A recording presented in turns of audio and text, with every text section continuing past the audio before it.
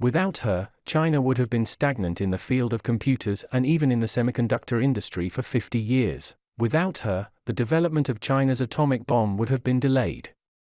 She trained many Chinese science and technology talents, and her students developed China's first chip with complete independent intellectual property rights, the Loongson. On the metal layer of the Loongson 1, there is engraved Xia 50 to commemorate her, Xia Peisu, who spent 50 years working hard in the computer industry. However, her struggle for 50 years was little known. Now this mysterious woman has passed away, leaving only a shining legendary name, Xia Peisu.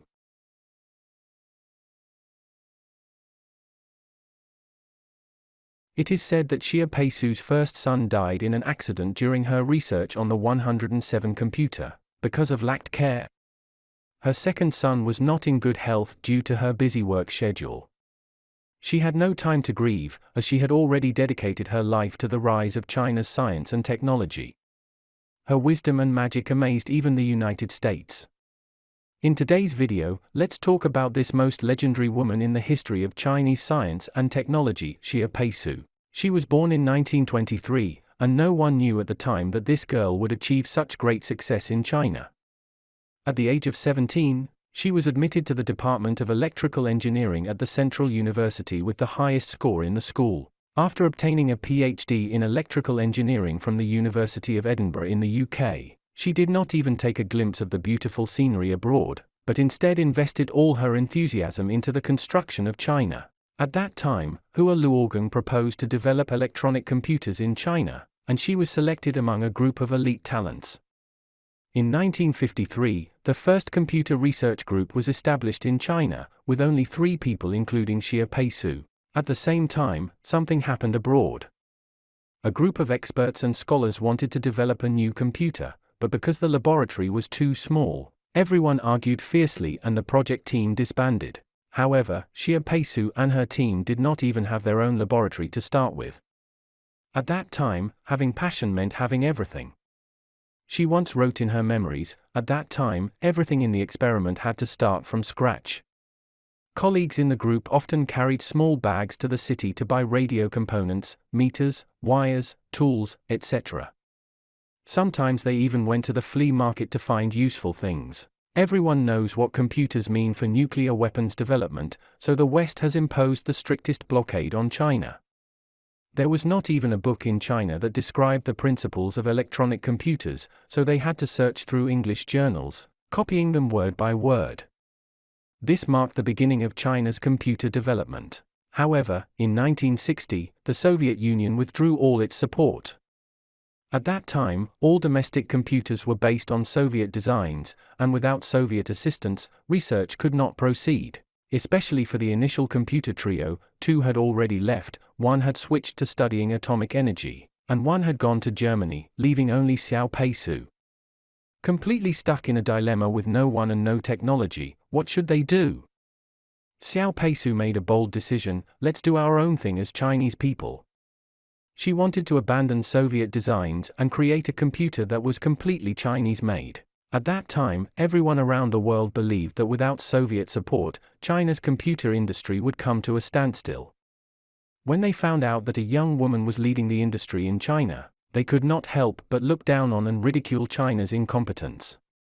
After all, electronic computers had always been a man's game. Who was Xia Peisu? Obviously, everyone underestimated her. In just 2 years, the first computer completely designed by China itself was born, the 107 machine. Xia Peisu, alone, was responsible for overall functional design, logic design, engineering design, partial circuit design, debugging plan design, and participated in circuit testing and component and machine debugging. With the burden of a major scientific research project on her weak shoulders, she was praised as the mother of China's computer. The entire computer industry was in an uproar. They could not imagine that a woman was standing at the forefront of the male-dominated scientific research world.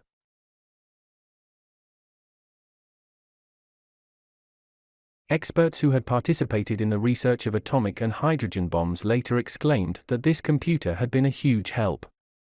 In those days, a lot of data was calculated using an abacus and a pen. But nuclear weapons are such complex and massive projects that relying solely on human power was too slow.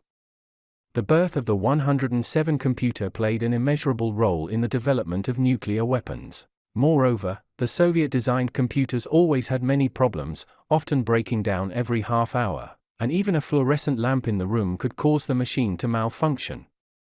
But the 107 machine, which was overseen by Xia Peisu, did not have these problems.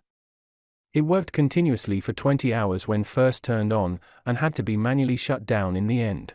In addition, the Chinese-made ground measurement and control computer for satellites had an unstable operation.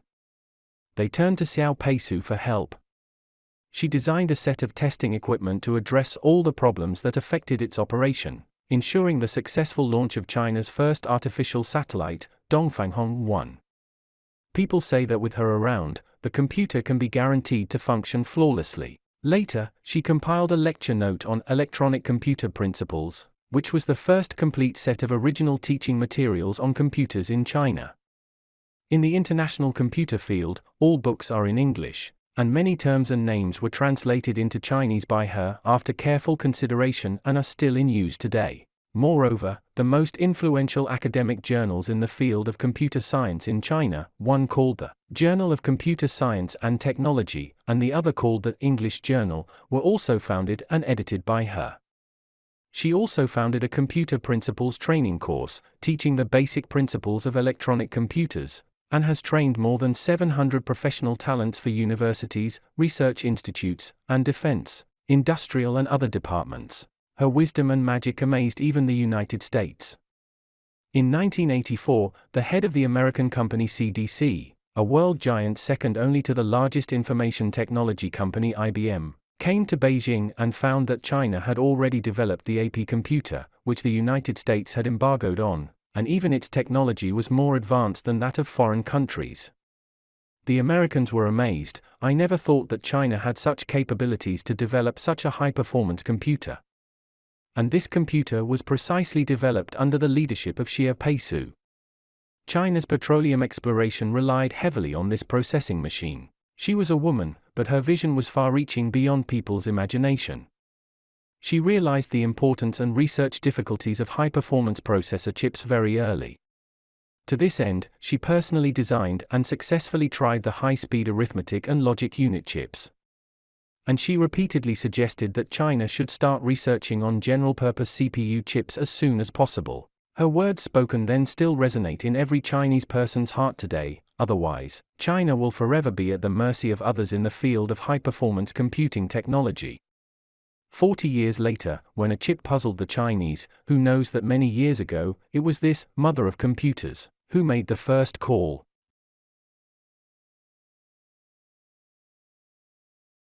All the students she devoted herself to were geniuses. Her first master's student Han Chengde participated in the development of the ground control computer for China's first homemade satellite in the late 1960s, which was the first large-scale real-time engineering system developed independently in China, and made significant contributions to the launch of China's first artificial satellite. Her master's student Li Guijie developed the Shuguang series of high-performance computers, which directly broke foreign monopoly. Her student Hu Weiwu, as the team leader, developed China's first chip with completely independent intellectual property rights, Loongson. And on the metal layer of Loongson 1, there is Xia 50 engraved, to commemorate Xia Peisu's 50 years of hard work in the computer industry. In 2014, Xia Peisu passed away. Professor Muthi, a representative of American computer scientists, said, 30 years ago when we visited China, all members of the delegation were surprised by the progress made in China, particularly in computer science. This was largely attributed to Xia Peisu. At that time, I had never met a woman like her. To be honest, if China had not had Xia Peisu during those 50 years, the computer industry would have surely stagnated and there would not have been Loongson technology. For the development of today's chip technology, it would have been a huge disaster of technological barrenness. Despite her small stature, she shielded China from the storm and held up tomorrow. Well, thanks for watching. If you have any suggestions, just leave them in the comments section. We'll come back as soon as possible and check them, and then we'll give feedback. See you next time.